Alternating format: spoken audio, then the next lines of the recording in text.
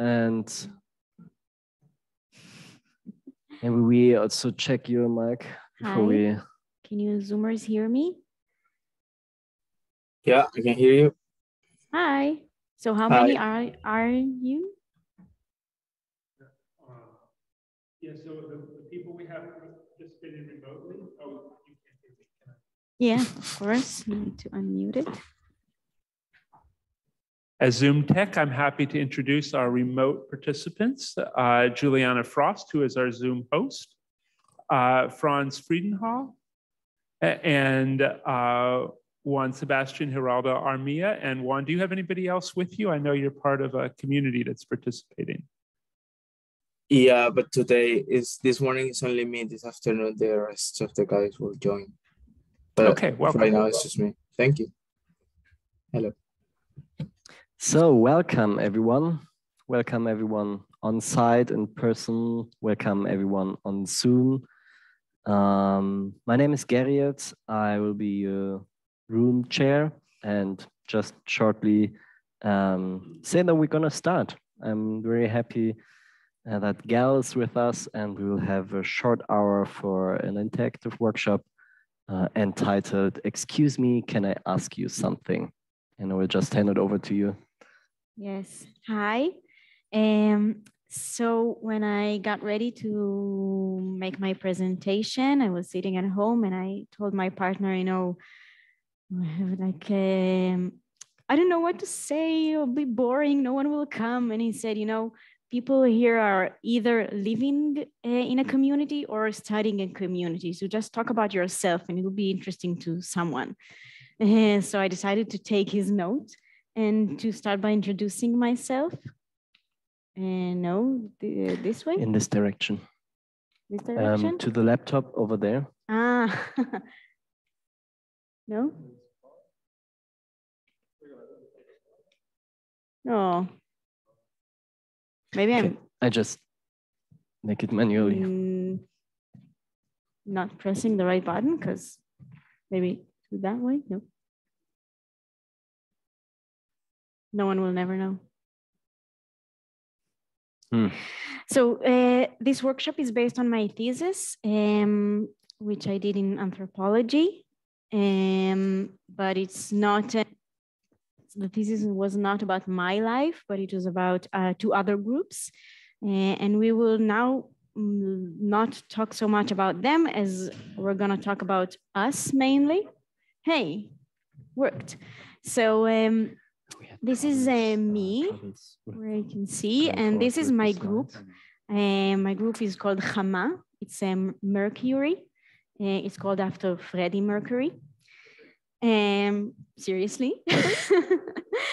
We had a really long debate about the name, and then we decided, well, we all love him, so that just, it's working? Yes. Thank you.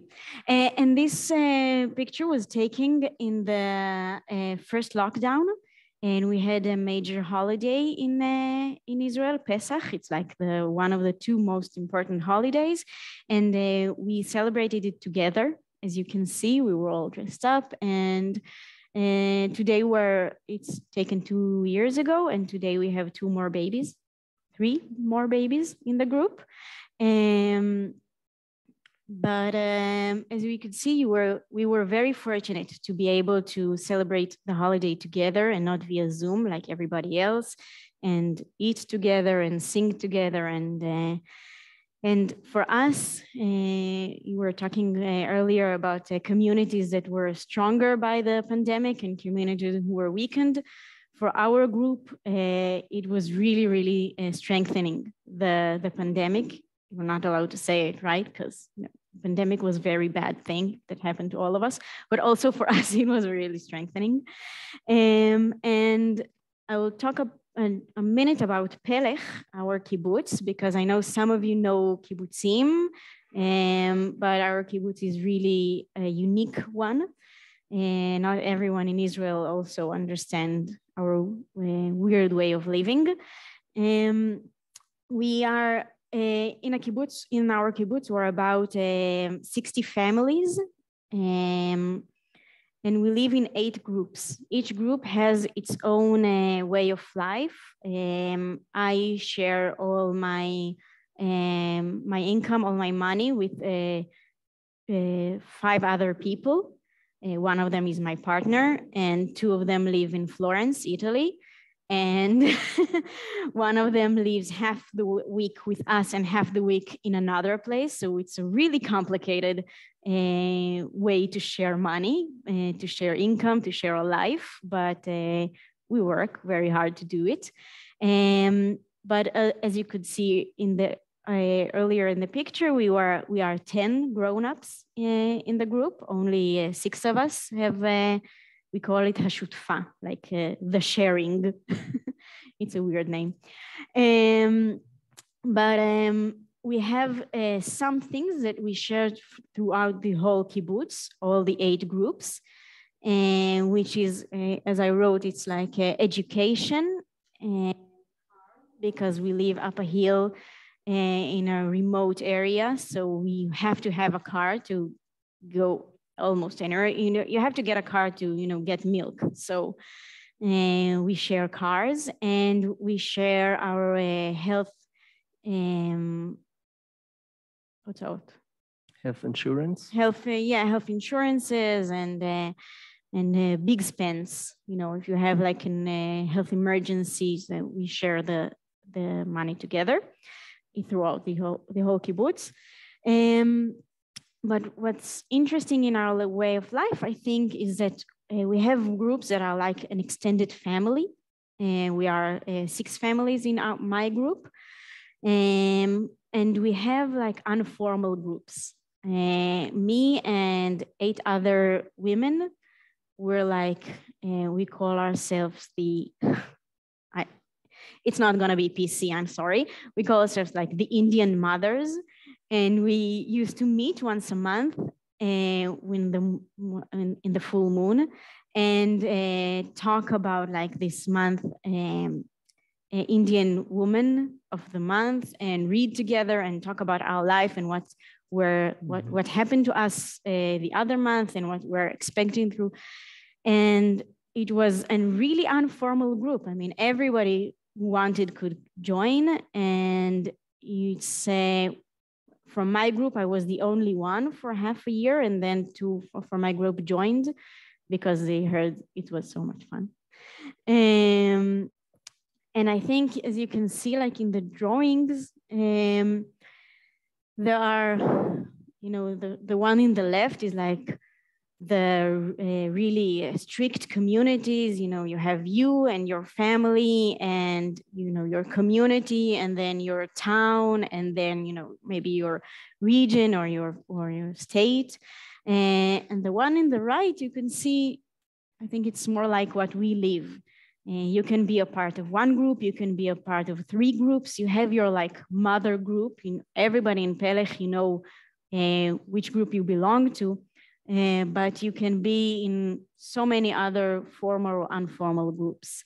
And I think that the most important thing to us, or the thing we're trying to create, is a new kibbutz, basically. I can say it in another word, because we're saying, you can have an intimacy and a place where you can feel belonged and to feel loved. And it can be bigger than your family, but smaller than the whole kibbutz, when you don't actually know everybody. And we're trying to create something that is moderate between the big community and the small community, and to have the power of a big community that can change things in our region, but also the intimacy of a small community where you can feel always that someone is taking care of you. And so that was all about me. Now, over there. My group, we are 10. We have a group of 6. I think they're the smallest group in Pelech today. And we have a group of 14 families. I think they're the biggest group. And each group decides, we have like a shared kitchen and a shared working space, and we eat dinner. My family, we eat dinner there every day. When my older son, if we eat alone, he's like crying. Why is nobody here? Where? I want to eat with someone. He actually says, I want to eat with someone. And I'm like, well, am I not someone? He's like, no, you're not someone. I want to eat with someone else other than you parents. And other groups, they sometimes don't have a kitchen, so they don't eat together, or sometimes they do have a kitchen, but they eat there only once a week. So each group has its own way of living, its own rhythms. Okay, so I need to. Oh, come on. I thought I had it. Thank you so much. It usually happens when something bad happened or with something really, really good happening. We had two moves like that. One was a couple who really divorced because they weren't married, but they were together for 10 years and separated. And so one joined my group and the other, he stayed in his origin group. And we had another transfer when people from two groups married. So they decided to move to one group. I think it was all.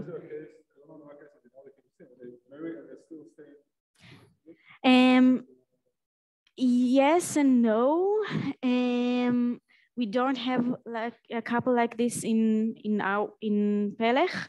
We do have a couple that is one in Pelech and the other lives in Akko. It's like a city 40 minutes from us, and he's in Dror Israel. And they are different. They both are in different groups, in different way of living, but they live half the week with us and half the week over there. It's a nightmare. Always standing in traffic. I think they spend half their days standing on traffic. You know why they're not? Because each one of them loves their way of living and they don't want to give it up. So what will we do today? We will do three things together, too many T's. We will talk about how we live, all of us. You're going to tell me and each other how you live and how it influences your thoughts and feelings about privacy in general and about community. And then we will share about how we consult and take life decisions. There will be a game. I hope you will enjoy it. And we will try to finish by defining what is privacy for us. And you can always tell where we are if you lose track, because there will be this little sign on either the house or the decisions or the key. So if you get bored, you know we're gonna switch over soon. So let's get started. No. I'm pressing everything now. Nothing's. Click. Yes. So what I want you to do, as I said, it's an interactive workshop. I want you to take a piece of paper and show me how you live. Draw your home. People via Zoom, you can take a piece of paper or share on the screen.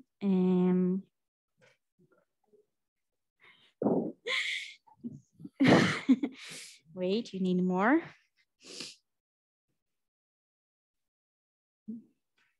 Take all of them, yes. And I'll just take something that I forgot on my backpack.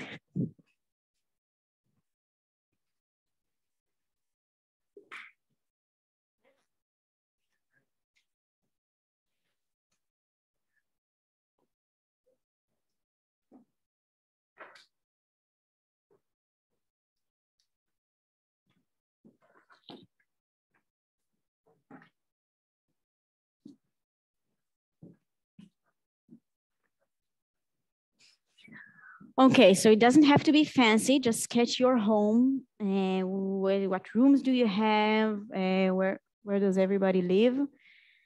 And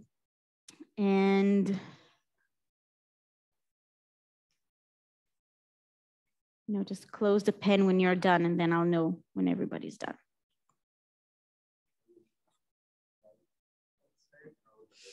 And no, I'll show you mine. No, over there. No, from the inside. Yes, the physical structure. I pre-drawed mine. So I'll explain in a minute, and you can. Mm-hmm. Can I get another piece of paper? Of course. Extra papers here.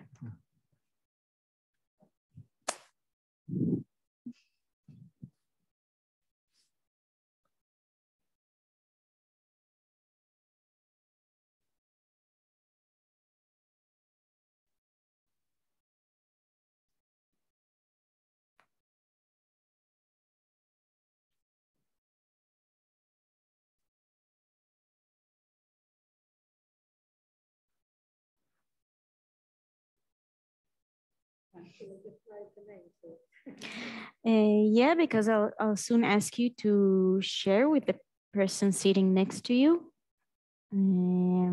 Just show them, do them a quick tour around your house.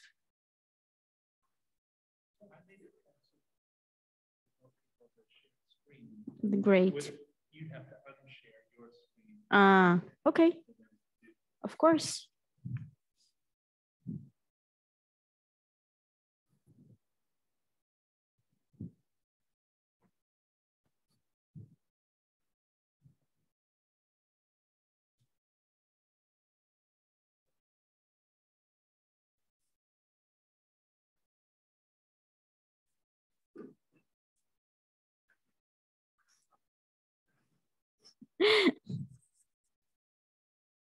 Okay, so you're not tested on your drawing skills. It's okay. I would like you to like pair up, maybe where you're sitting, it's the easiest way, and just show each other how you live. I don't know. I want to show you. I want to see yours. Tell me.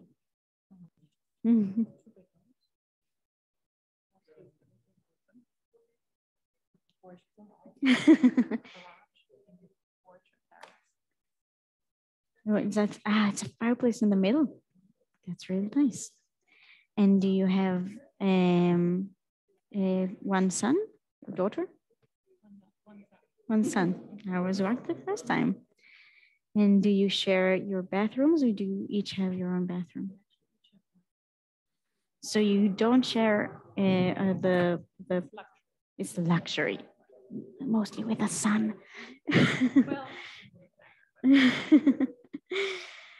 That's a really nice home. And where are you from? Indiana. I'm from Israel, and this is my home. I have a group on the right. You see my group home, and on the left, it's my private home. I also have I have two sons, but we have two bedrooms, so they sleep together. 3.5 and 8 months. But even when the baby cries really, really hard, my oldest, he doesn't wake up. It's a miracle. Yes. And on the other side is like our group house. Would you like to appear up? And basically in my kitchen, we have a refrigerator and everything, but we eat all our dinners together. Yes, it's really fun. I really love cooking for everybody. I just try to help along. We share on a Sunday. It's our day of togetherness. So we have like every week someone else is in charge of the cooking, but every other day it's like we text each other who's here today and who's making dinner. It's 95% of the time me making dinner because my kids like to eat early. So like 6 o'clock, they're hungry and they want to. So the others, like, they have the luxury, coming in like 5 minutes before 6 and like, so dinner, you're thinking about dinner? I'm like, okay, the table is set. You can come and sit. Yeah.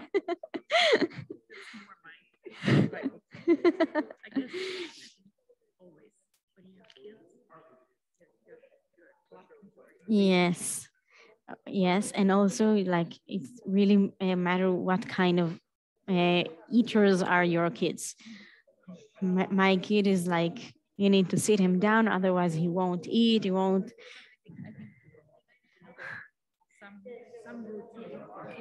Yes, exactly. Thank you so much.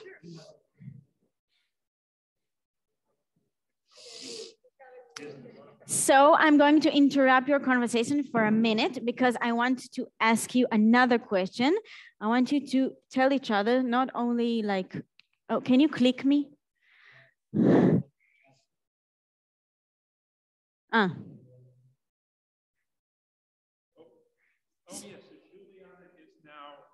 She's sharing? I want to see. No, yes.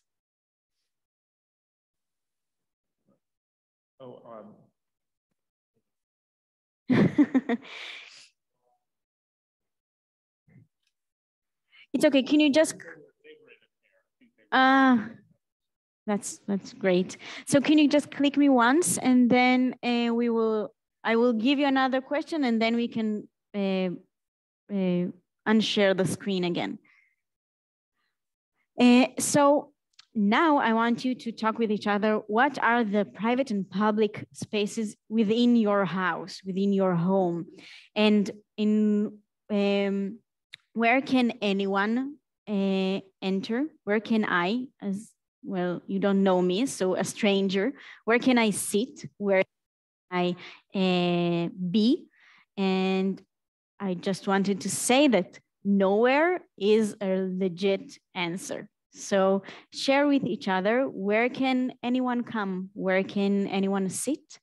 And let's continue the little conversation. And then I will ask you if you want to share your like thoughts or conclusion with the group. So this is what's going to happen for like the next 5 minutes. Unshare so they can see and talk with each other, or maybe they would like to share their screens, or maybe later. Oh, okay, but I will join you.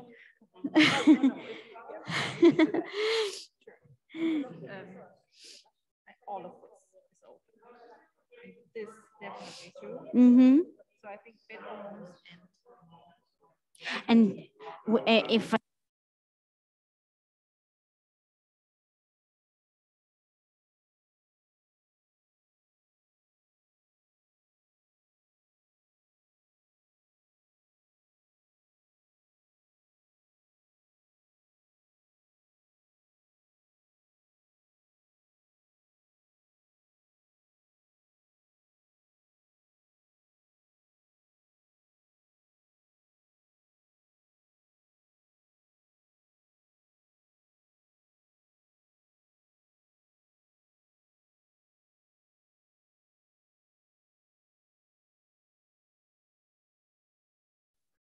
Hi, Juliana.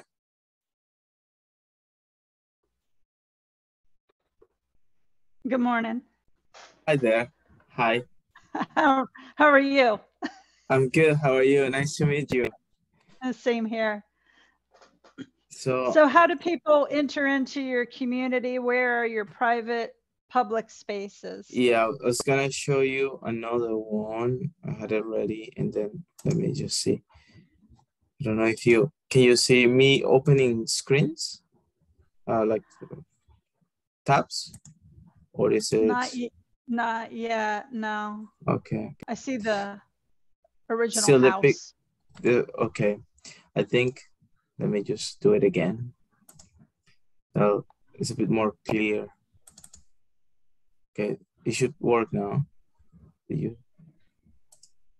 So this one, I just downloaded it so you could see it. Oh dear. It was just here. So yeah, we have a big community, and so most of our houses, we live with people with additional support needs. So we share normally with people with like one coordinator who's like the head of the family, usually with their families.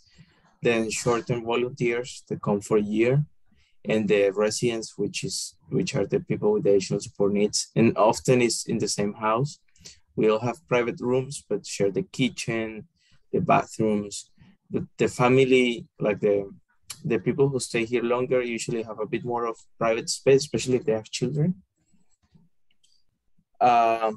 In this case, because we're such a big house, I actually live, and this is the resident I care for specifically, he had a bit of a crisis. So we live in this tiny house next door, the two of us. This is where I am right now.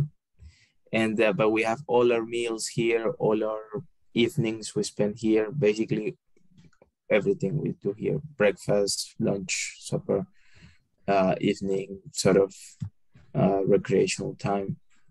So it's quite, yeah. So you said you live in a private space? Yes, with my husband and my dog. Mm-hmm. Very nice. And so, but are you part of some intentional community or? No. No, okay. No, I just research really historical communities, so late 19th century, early 20th century. Okay, okay. Is Campbell already? Well, no, it's mid-century, mid-20th century. So I guess it doesn't follow into your research. No. Okay. So how long have you lived in an intentional community? From 2016. Yeah. Although I left in between to live in Prague because I was doing my master's, but I kept coming.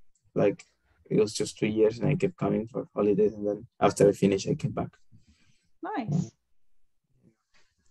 It's quite nice, the life in community. And for me, I guess it wasn't so difficult to adjust because I come originally from Colombia, and in Colombia we still have a bit of the old style of living, especially like in smaller cities.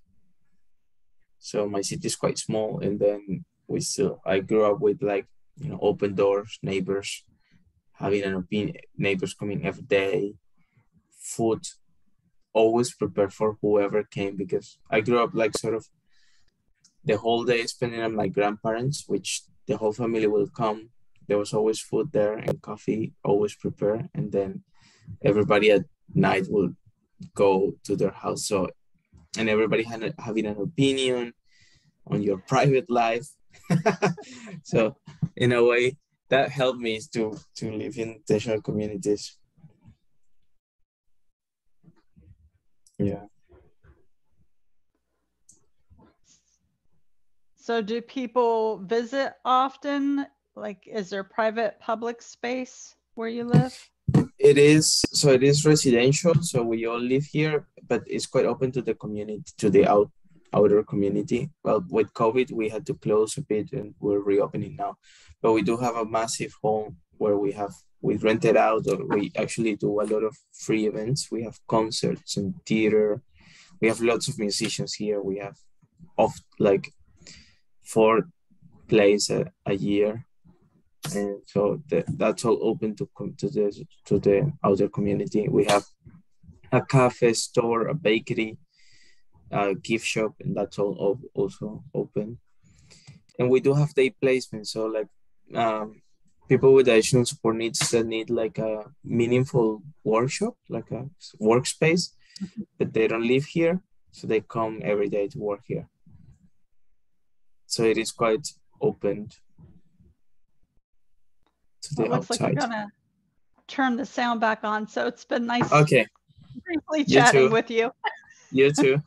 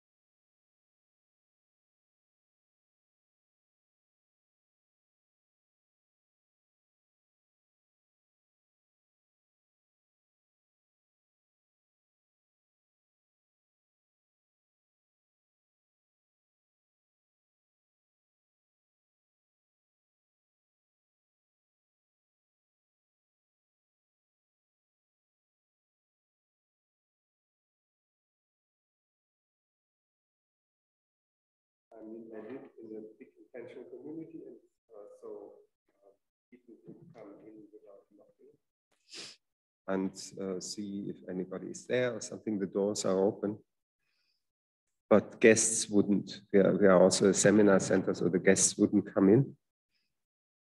And I live in a big house with many flats. Mm-hmm. And we all share the living room and the kitchen. And we as a community, as a whole, we have our meals together in a different place anyway. So it's only when we cook for a small group and invite guests and stuff like that, where we use the kitchen. And in your flat, can anyone come in? Do they knock on the door? I need to grab something from your place? Depends on how well they know us. They might knock on the door, but there's quite a few people who just come in and then call out. Yeah, I like it. Yeah. I think you can now invite Juan and Yes. Juliana to share. So for me, you're up there, but can any of you on the Zoomers? I think you can unmute yourself. Hi. Yeah, hi. Share how we live, you mean? Yeah, I can share my screen. I was showing Juliana how we live. So I live in a Campbell community in Scotland. So we live this is like a little village with around 32 houses, 2 farms, 2 gardens, a bakery, a shop, a cafe, multiple workshops, and then we have around 14 houses with where around 12 people live in, like in average, like with different kinds of abilities. So some people with additional support needs, and then some others to support these people. Some come for 1 year, and some of us stay longer. And so this is one of the houses, the big one on the left.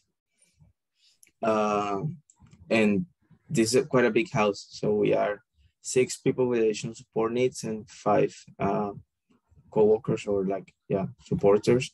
And I spend all my meals or my leisure time here, but I actually live in the smaller house next door with one of the residents, because we try to also accommodate our accommodation based on our needs. So like this person, for example, needed a bit of more space to retreat himself when he was not well, and then that's why we live like that. That's basically how I live. Thank you so much. And does everybody, I didn't quite understand, does everybody in your town is a part of this community? Yeah. So it's a Campbell community. So it's like a small village, okay. And we are next to the outside community, and we are quite involved since we have a big hall. So we do like plays and concerts, and the people from outside are of course welcome to come. And the people come to our shop and our bakery and our cafe. Of course, with the pandemic, we're quite closed. But yeah, it's a. You need to speak to them. Where are you from?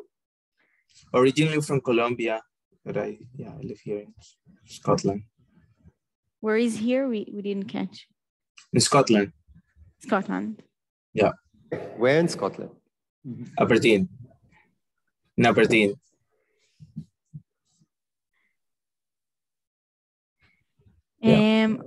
Thank you so much. And does I forgot her name. Juliana, do you also want to share?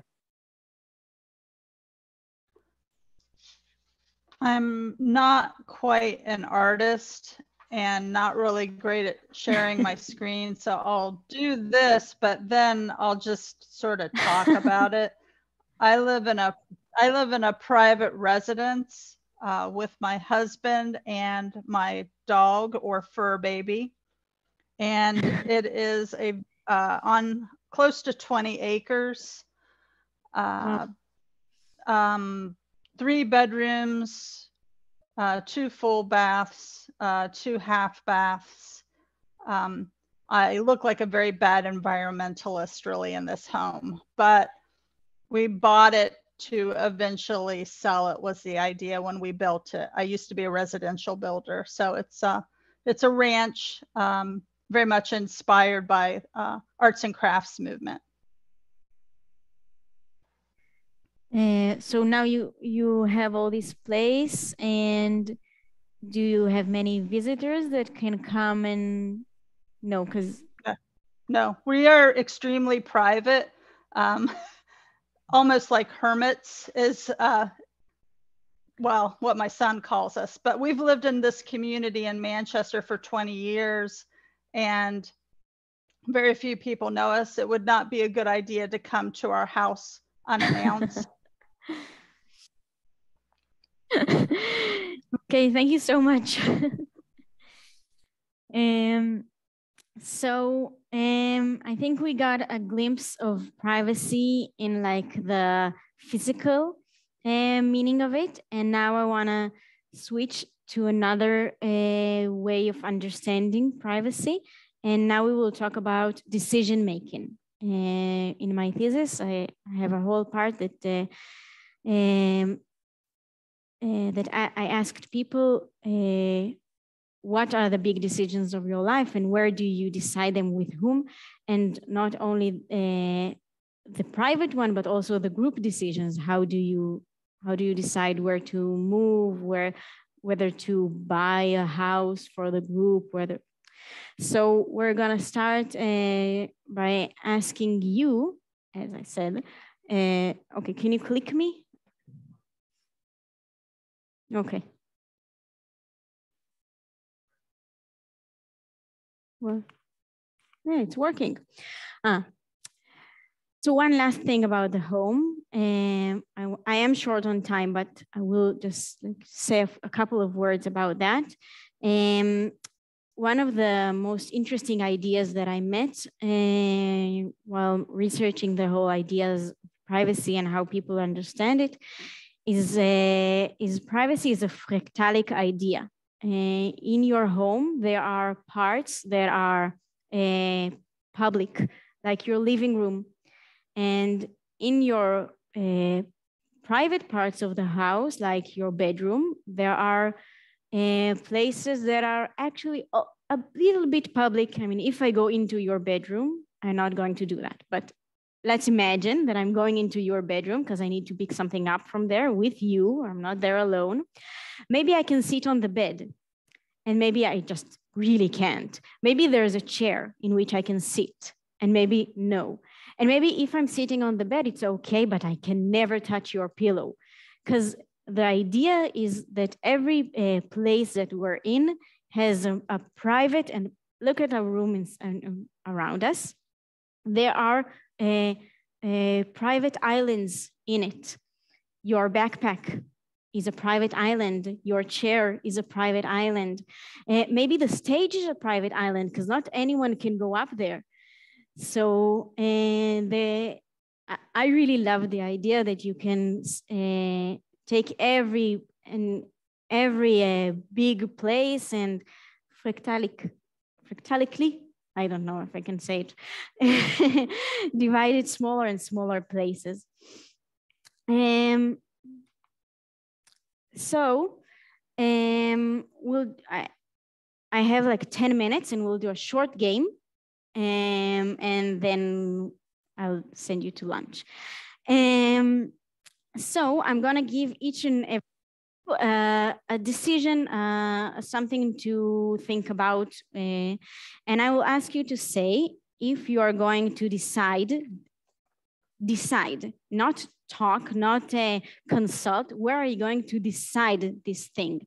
Okay, so one is with my community. The other is with my group. Not all of you have a group or have a community. The third is with my partner or my family. And the third one is alone, the fourth. Yeah, it's really hard to find a picture of a lonely pea, apparently. So I'm giving you without, it will be a surprise for me too. So take a minute and share with us where will you decide. Again, I'm saying not consult, but decide this for them. Yeah, 2 for each one. So take a minute, think it through, and if you have an answer, so share with us.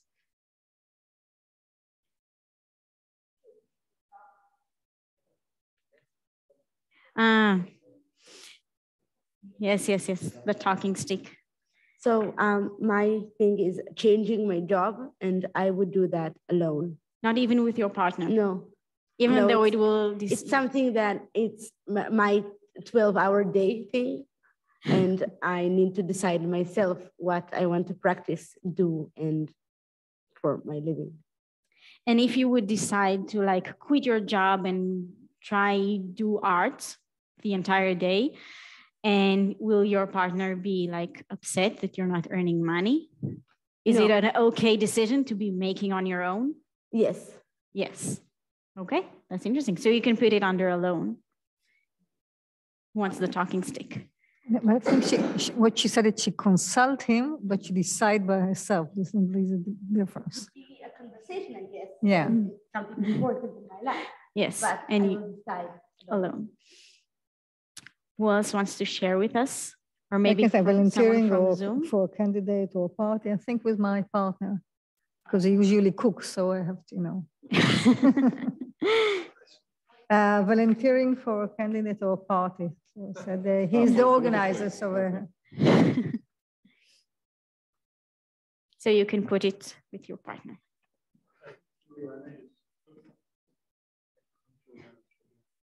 I love that everyone is calling it a talking stick right now. Okay, Juliana, if you could unmute, you can share. So it was how to handle my child's social issue, which for me would be my dog, because I do not have children, and the thought of children is frightening to me. So my partner, my husband and I would talk about it and then come to consensus and then move forward from there. Thank you. And Juan, are you ready? Yeah. So my question was starting a new business, and I guess like the decision will come from me, but then I will have to actually consult it with probably my partner as well and my community, because that will probably change my staying here. So if it was a reality, I will have to actually consult it also with the community. So you will decide it, but you will decide it with your community? Are you imagining that your new business is with your community, or your new business is all by yourself? No, even if it's just by myself, then I have to inform my community, look, this is the case. And then it might be that I have to leave the community if there's not the space for it. Because there's no place in your community to embarking on a private business is very complicated because it's very time demanding. So yeah, if you start something new, usually people leave. That's interesting, because I didn't say it's a private business. It could be a business of your community. Okay, then, I mean, with the community, of course, the community will have to decide. Okay, thank you so much, Juan. Thank you. Anyone else wants the talking stick? Well, I can go and then we'll hand it. Yeah, so mine is choosing a school for my child. And my child is 18. So the most recent choice of school was her choice and not mine. When she was younger, it would have been a choice that my partner and I made on her behalf with increasing levels of consultation. She's starting in a month and a half. She chose Cornell College in Iowa.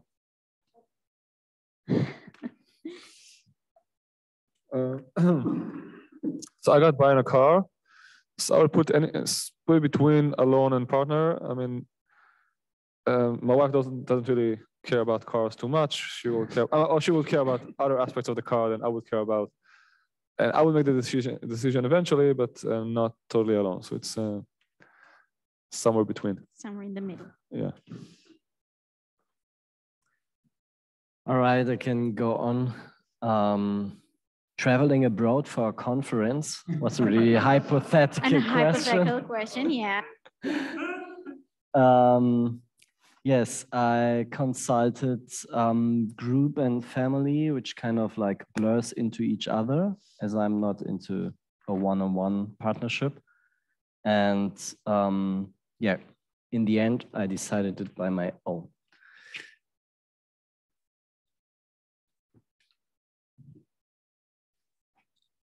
Okay, mine is where will I live?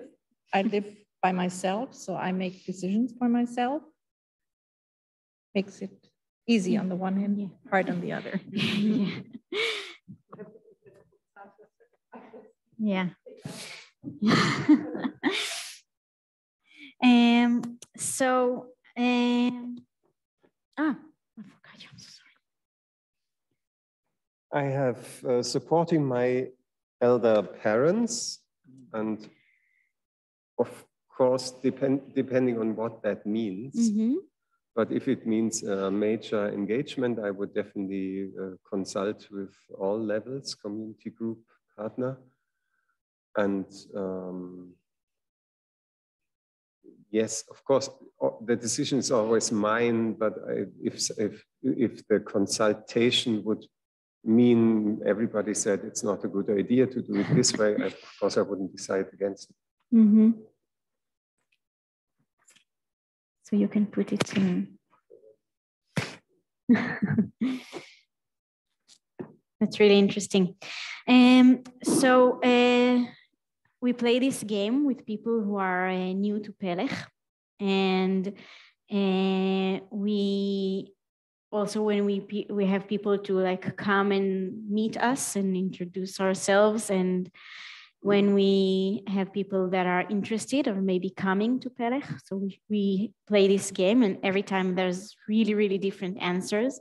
I can say that for me, in my group, in my life, there are a lot of more things that are in this, like this will be definitely with my group, or maybe something in the middle. We have a group of people who support.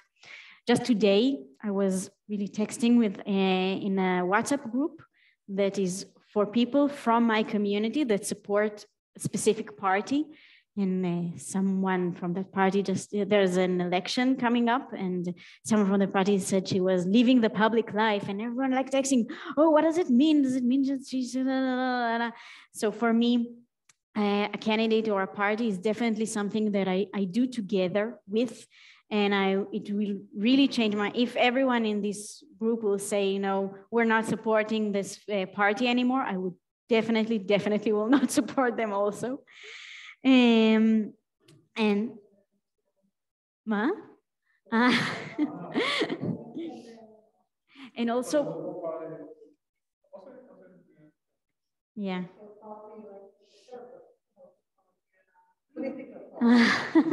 Yeah, maybe I should have added the word political, but then I had to the font.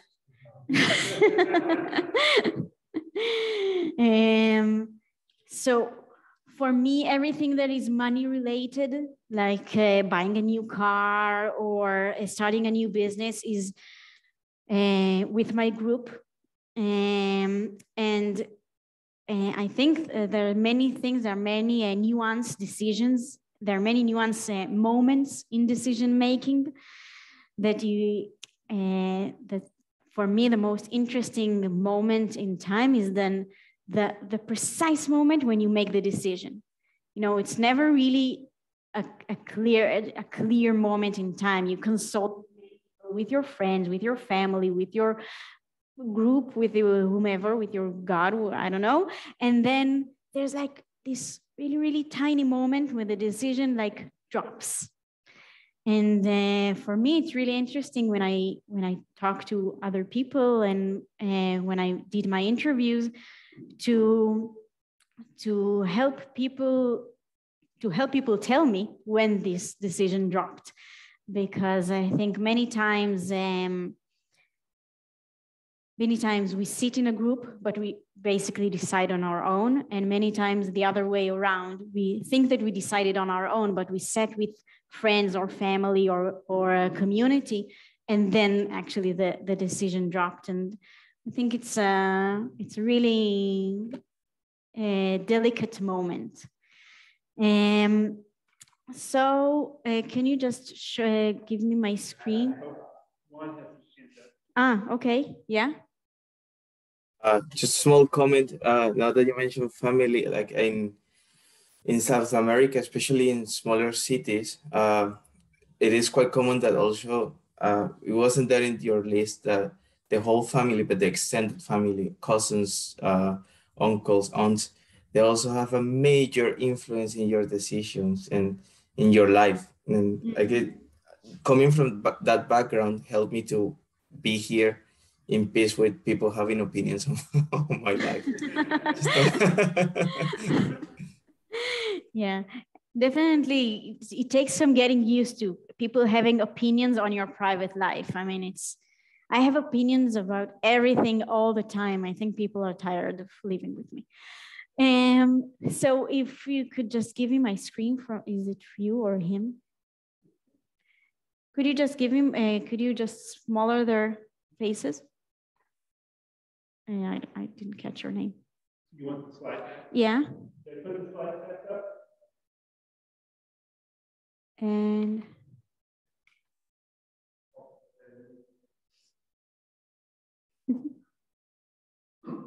okay, so can you click for me? And another click? And another click? No, okay, because I really have to finish because we are all hungry. So I think when we come to ask what is privacy for us, I found 4 answers that are, I think we are all in like moving between them and moving between the understanding of them. So the first one is like the capitalistic tool to separate us. In Israel, it's a big no-no to ask someone how much does he make in his job, because they don't want us to know that we're working together. But so this one is quite simple. The second one I called food, sex, and toilets. Anything I don't want to be seen doing. So everything that we consider private in our society. Yet for many people, it's an issue to be eating together, to be seen eating, or to be seen, what do I choose, or to be quantity also. My body, my space. In Israel, we stand really, really close together all the time, especially on buses where everyone is sweating. But I imagine where you're coming from, it's different, the amount of personal space that we get. And I think the most interesting one that is mostly linked to those things to the decision-making is like the core of being me.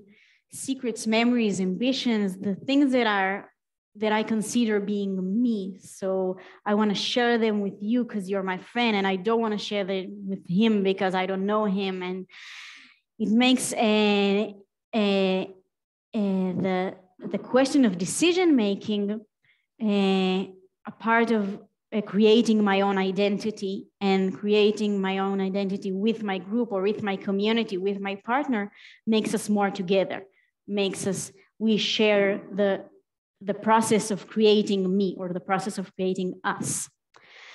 So I will just end with a song, a poem that I really, really love.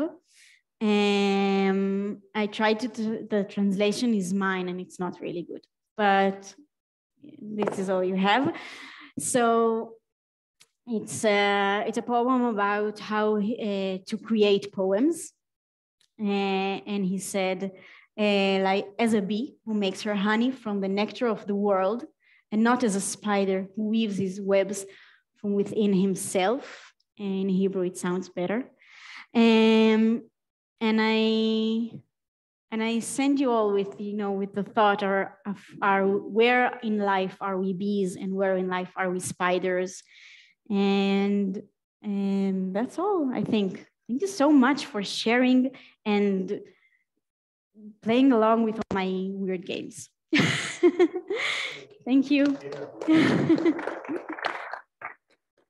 Okay.